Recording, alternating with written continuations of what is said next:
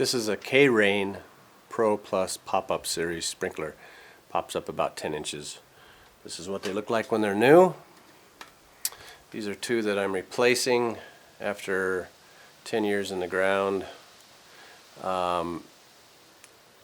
This one was buried in the dirt, and I can say that its operator, or the installer, who happens to be someone that I know.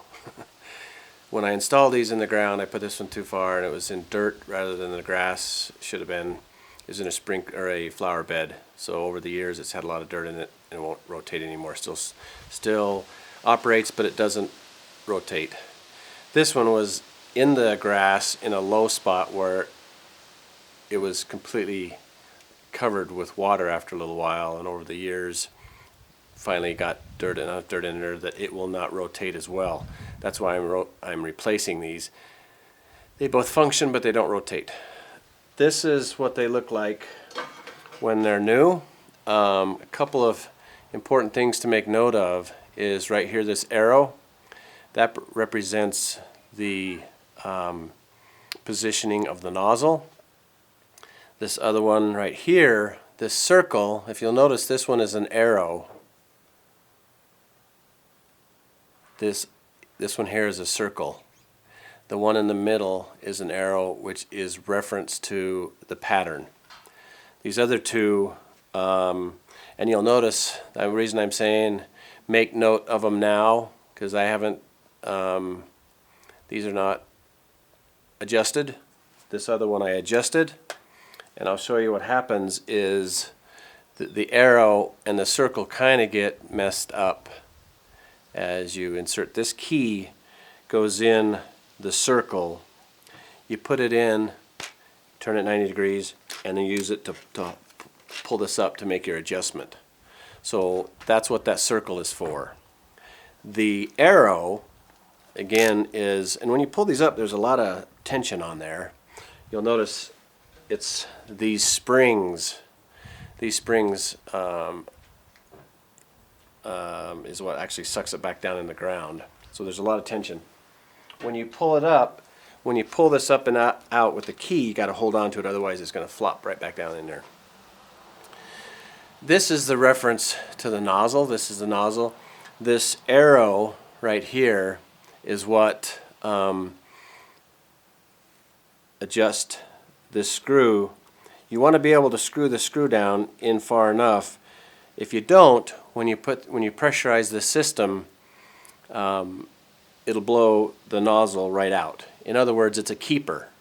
It also acts as a diffuser. If you continue to screw the screw down in the path of the nozzle spray, it fans out the spray, and that just depends on where in your yard that you're going to put it.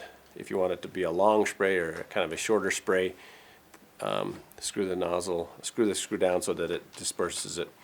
Another cool thing about this is, I'm going to let go now. That's how fast it goes. Anyway, the cool thing about the main, once this is set, you generally don't have to mess with these anymore. What you want to do, the key here is, this is the reference of the pattern. So if you can actually set this pattern before you insert this into the ground.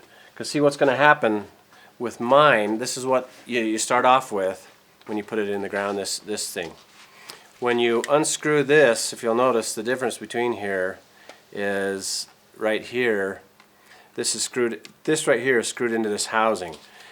This piece is already in the ground for me, and it's hooked up to the bottom. So all I'm going to do is pop this out, and I'm only going to insert this into the ground because I'm replacing it.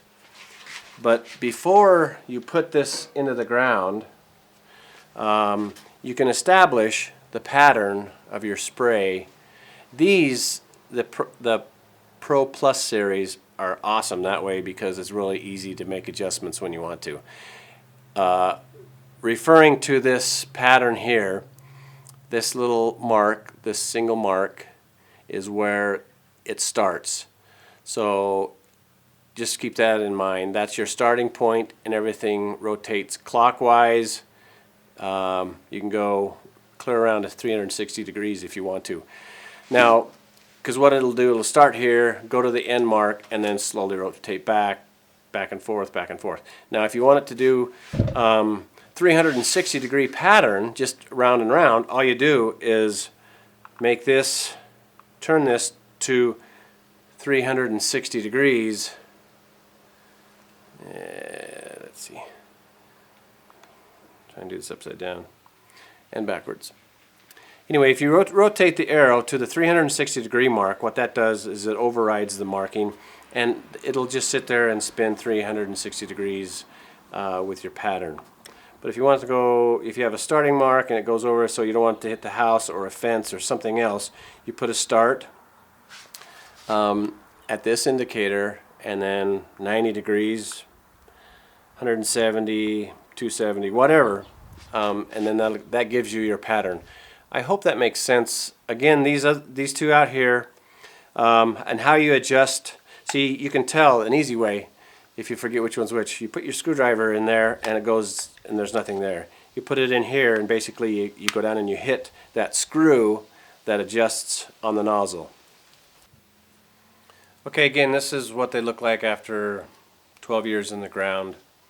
The bottom shows the filter. These things are actually really good.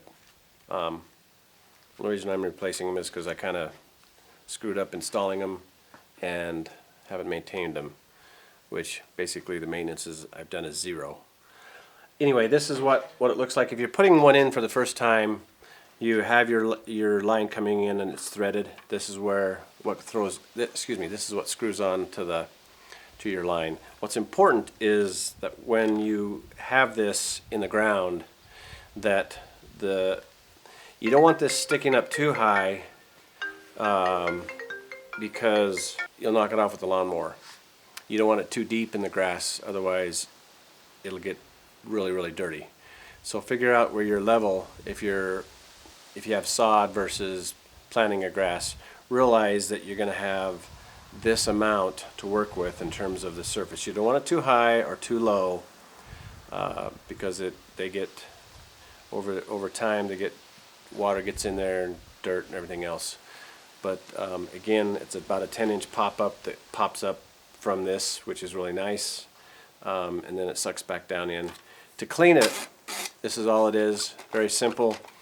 Now again, this is attached in the ground like this. You unscrew this, pull it out, and you can clean it. That's your filter. That's what a clean filter looks like. Your spring, and then you put this back in. If you're just going to replace them, this is when you unscrew this is left in the ground like what I'm doing. These are the ones that I've pulled out, so I'm just going to take the new one and put it in my old housing, so I don't have to dig up the yard and replace that.